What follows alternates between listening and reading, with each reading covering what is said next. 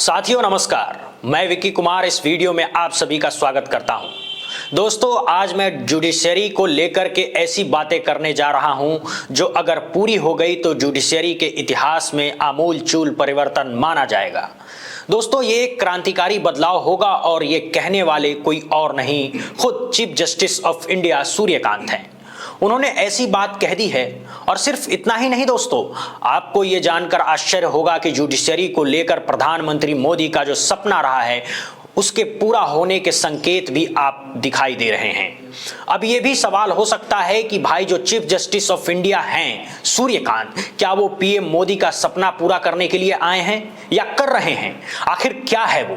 देखिए, ये बहुत सारे लोगों के मन में सवाल उठेगा, लेकिन बिल्कुल निश्चिंत रहिए दोस्तों, प्रधानमंत्री मोदी का कोई ऐसा सपना नहीं है जो उनके निजी स्वार्थ से जुड़ा हो या पार्टी के स्वार्थ से जुड़ा हो। प्रधानमंत्री मोदी का एक ही सपना है। अगर मैं लीगल फील्ड की बात करूं दोस्तों, ध्यान रखिएगा उनका सपना क्या है। इस देश में जो अंग्रेजों के बनाए हुए कानून हैं वो खत्म होने चाहिए। जो बेवजह के कानून हैं जिससे आम लोग परेशान होते हैं वो कम होना चाहिए। जुडिशरी पर जो बोझ है, जो लोगों की सुनवाई महीनों महीनों सालों सालों तक नहीं हो पाती, वो सुनवाई होनी चाहिए। जुडिशरी के दरवाजे हर नागरिक के लिए खुले होने चाहिए। और साथ ही साथ दोस्तों, एक और सपना है कि जुडिशरी में जिन जजों की बहाली होती है जिसमें कभी कभी आरोप लग जाते हैं, कोई ऐसा सिस्टम बन जाए जिससे फिर जुडिशरी में कोई दाग न लगे। ये सपना है और यही सपना था दोस्तों एनजेएससी, नेशनल जुडिशियल कमीशन। ये एक सपना था।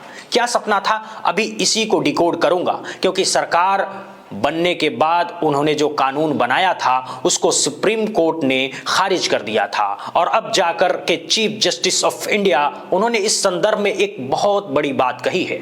आज इसी को डिकोड करूंगा। जरा ध्यान से पूरा वीडियो देखिएगा दोस्तों। जुडिशरी को लेकर ये कोई छोटी घटना नहीं है। अब देखिए, मेन स्ट्रीम मीडिया ने दिखाया नहीं, लेकिन ये कितनी बड़ी खबर है, अभी ये आपके सामने रखने जा रहा हूं। आपसे निवेदन है दोस्तों, जरूर कमेंट करके अपनी राय दीजिएगा। बताइएगा आप क्या सोचते हैं, क्या ये वास्तव में होना चाहिए या नहीं होना चाहिए। और एक बात और दोस्तों, एचबी मेलोडी जहां गीतों का सिलसिला लगातार जारी है, इसके साथ ही संघ की अनसुनी कहानियां। अब देखिए, मैं बड़ा विनम्रता के साथ हाथ जोड़कर कहता हूं कि आपका जो प्रेम और स्नेह है दोस्तों, वो निश्चित रूप से अंग्रेजी के सम्राट जो पूरी दुनिया में फैले हुए हैं, लेकिन मैंने संघ की अनसुनी कहानियां जो लिखी गई है वो लगातार लोगों तक पहुंच रही है। बस एक ही निवेदन है कि इसको जरा और ताकत लगाएं तो ये नंबर 1 पर भी पहुंच सकता है। आइए शुरू करते हैं। ये देखिए दोस्तों, पहले खबर देखिए क्या लिखा है। खत्म होगा कॉलेजियम सिस्टम। सूर्यकांत ने संविधान दिवस पर सुप्रीम कोर्ट में विशेष पीठ की सुनवाई करते हुए कहा कि इस याचिका पर विचार करेंगे। कोई नाम भी नहीं लेता है। भाई, कॉलेजियम सिस्टम क्या है जानते हैं ना? जो सुप्रीम कोर्ट है, हाई कोर्ट है, वहां जो जजों की बहाली होती है वो कौन करता है आप जानते हैं? हाँ, राष्ट्रपति शपथ दिलाते हैं, मानता हूं, लेकिन उसका रिकमेंडेशन सुप्रीम कोर्ट के ही जस्टिस करते हैं। 5 जजों की बेंच करती है जो सबसे सीनियर मोस्ट होते हैं। दुनिया के इतिहास में किसी भी लोकतंत्र में चले जाइए, कहीं ऐसा नहीं मिलता जहां सुप्रीम कोर्ट के जज ही जजों की बहाली करते हों। कोई नियम पैमाना ही नहीं है। यही कॉलेजियम सिस्टम है और इसीलिए कई सारे आरोप लगते हैं। कभी सुनवाई नहीं होती सुप्रीम कोर्ट में इसके खिलाफ। सूर्यकांत ने सीजेआई बनने के बाद ये कहा विचार करेंगे। क्या मामला है, जरा पढ़ता हूं। द हिंदू की रिपोर्ट है दोस्तों, सुप्रीम कोर्ट में बुधवार को वकील मैथ्यूज नेदुम्पारा ने एक सुनवाई के दौरान सीजेआई सूर्यकांत से एनजीएससी, नेशनल जुडिशियल अपॉइंटमेंट कमीशन, इस पर विचार करने के लिए अनुरोध किया। टिप्पणी की 2015 में दोस्तों सुप्रीम कोर्ट ने संसद में जो एनजेएससी कानून बना था, जिसको 99वां संविधान संशोधन कहते हैं, ये मोदी सरकार के आने के बाद का बड़ा संशोधन है। अभी बताता हूं आपको। 2015 में सुप्रीम कोर्ट ने खारिज कर दिया। इसमें जो सुप्रीम कोर्ट, हाई कोर्ट में जजों की नियुक्ति होगी, इसका अधिकार एनजेएससी को दिया गया था। सुप्रीम कोर्ट ने खारिज कर दिया, फिर सुनवाई भी नहीं की। अब जाकर के सुप्रीम कोर्ट ने इसमें सुनवाई की बात स्वीकार की है। द न्यू इंडिया एक्सप्रेस की एक रिपोर्ट है, उसके अनुसार जब वकील साहब ने बेंच से ये कहा कि अन्य बेंच उनके अनुरोध पर ध्यान नहीं देते हैं, तब सीजेआई सूर्यकांत कहते हैं अब हम हिंदी में जवाब देंगे। वकील का कहना था कि हम हिंदी नहीं समझते। सीजेआई ने कहा कि हम आपकी याचिका पर विचार करेंगे। यह मौका था दोस्तों संविधान दिवस का, 26 तारीख का, 26 नवंबर, और आप जानते हैं कि उस मौके पर दुनिया भर के कई देशों के जज आए थे। मुख्य न्यायाधीश सूर्यकांत और जस्टिस न्याय जोय मालिक बाची की पीठ थी, और वहां पर कितने लोग थे जो काम देख रहे थे। मैं जरा बताता हूं। भूटान के मुख्य न्यायाधीश नरबूत शेरिंग केन्या की मुख्य न्यायाधीश, मार्थक कुमे मॉरिशस के मुख्य न्यायाधीश, रेहाना बीबी मंगली गुलबुल श्रीलंका के चीफ जस्टिस, पद्म सुरसेना नेपाल के सर्वोच्च न्यायालय की जस्टिस, सपना प्रावधान मल्ला मलेशिया से, श्रीलंका से, तमाम देशों के अलग अलग जस्टिस भी मौजूद थे। इसी विशेष कार्यक्रम में यह भी बात कही गई कि नेशनल जुडिशियल अपॉइंटमेंट कमीशन, इस पर जरा विचार तो कीजिएगा, क्या ये लागू होना चाहिए या नहीं होना चाहिए। आपने खारिज कर दिया है। पीएम मोदी की सरकार अपने शुरुआती कालखंड में लेकर आई थी इसे। चीफ जस्टिस ऑफ इंडिया ने कहा कि हाँ, हम सुनेंगे। कितना बड़ा विचार है, ये फैसला है। मैं आपको जरा उसके बारे में भी बताता हूं। 2018 में दोस्तों ठीक इसी तरीके से एक याचिका आई कि आप पूर्ण विचार कीजिए। आपने झटके से एनजेएससी को खारिज कर दिया था। जानते हैं सुप्रीम कोर्ट ने क्या कहा? सुप्रीम कोर्ट ने कहा कि भाई, किसी भी याचिका को स्वीकार करने की एक समय सीमा होती है। इसकी 470 दिनों की समय सीमा खत्म हो गई है, अब हम नहीं सुनेंगे। और उस समय कौन से जज थे जो 27 अक्टूबर 2018 को फैसला दिया था? मैं बताता हूं आपको। Chief justice Ranjan Gogoi, justice Madan बिलोर, justice Kurian Joseph, justice AM Khanwilkar, justice Ashok Bhushan. क्यों? क्योंकि दोस्तों सुप्रीम कोर्ट शुरू से मानता रहा है कि कॉलेजियम सिस्टम ही अच्छा है।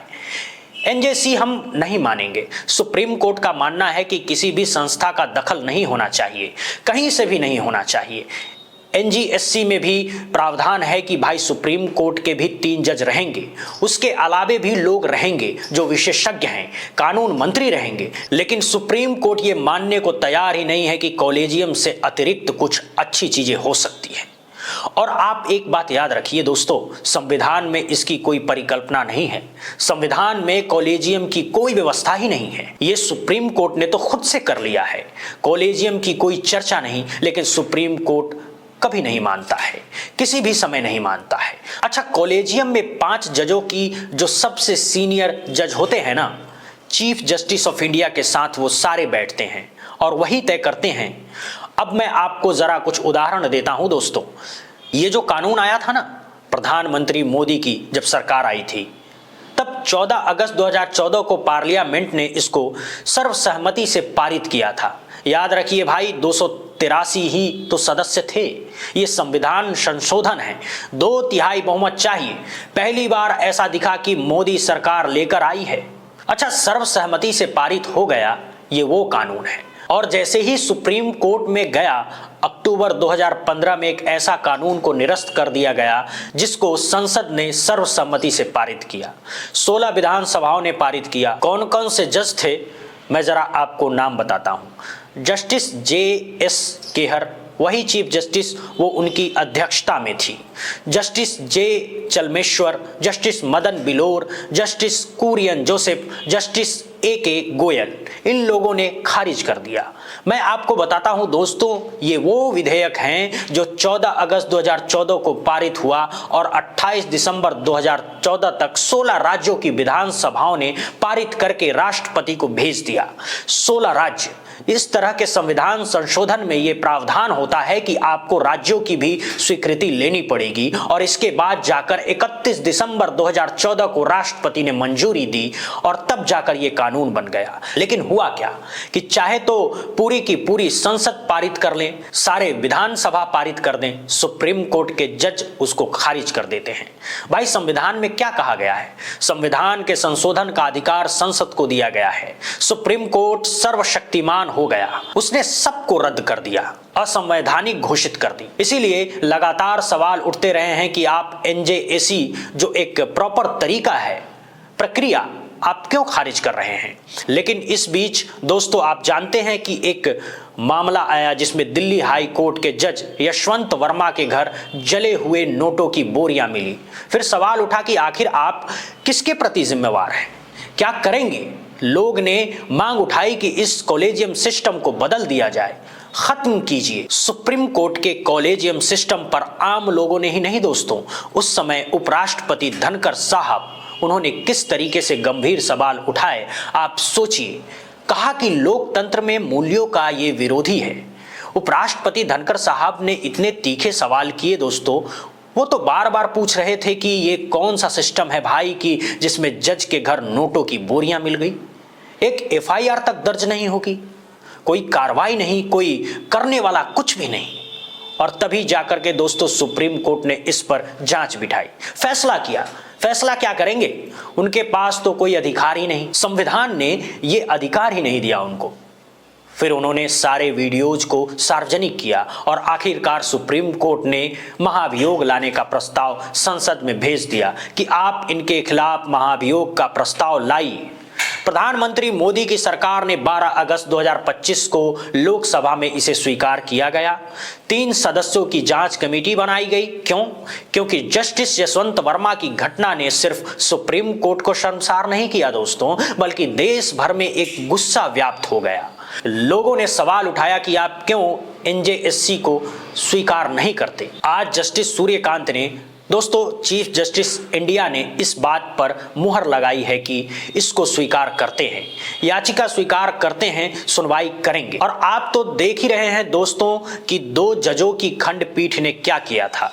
तमिलनाडु के मामले में भाई एक ऐसा फैसला किया जो असंवैधानिक है, संविधान में कहीं लिखा ही नहीं। आपने राष्ट्रपति राज्यपाल को आदेश दे दिया कि 3 महीने के अंदर करो, लेकिन मैं मानता हूं दोस्तों कि समय बदलता है, परिस्थितियां बदलती है और सोच भी बदलती है। जस्टिस सूर्यकांत इस समय जिस तरीके से काम कर रहे हैं, ऐसा लगता है कि जुडिशरी में जिस तरीके से चीजों में रुकावट आई है उसको दूर करने का प्रस्ताव कर रहे हैं। और प्रधानमंत्री मोदी भी तो यही चाहते हैं। एक और मैं क्या देख रहा था, अभी सीजेआई ने ये कहा कि नेशनल जुडिशियल पॉलिसी एक जैसा होना चाहिए। कि आज क्या होता है कि एक ही मामले पर हाई कोर्ट कुछ और फैसला दे रहा है, दूसरा हाई कोर्ट कुछ और दे रहा है। भाई कहीं ना कहीं यूनिटी तो होनी चाहिए ना, वरना सवाल किस पर खड़ा होगा? जुडिशरी पर। जस्टिस सूर्यकांत इस बात की भी कोशिश कर रहे हैं कि पूरे देश में सारे हाई कोर्ट में कम से कम एक रूपता तो रहे, एक ही केस में एक ही तरह का फैसला तो आए। तो ये भी अपने आप में एक बहुत बड़ा कदम है। दोस्तों मैं मानता हूं कि chief justice of India Suryakant इस समय जिस तरीके से काम कर रहे हैं वो एक सुखद संदेश की अनुभूति देता है। बाकी आपकी राय का इंतजार रहेगा दोस्तों, आप क्या सोचते हैं जरूर कमेंट कीजिएगा। आपसे निवेदन है कि अगर आपने चैनल सब्सक्राइब नहीं किया है तो जरूर कीजिएगा, लाइक कीजिए, बेल आइकन दबाइए और हाँ दोस्तों चैनल को जरूर शेयर करते रहिएगा। बहुत बहुत धन्यवाद।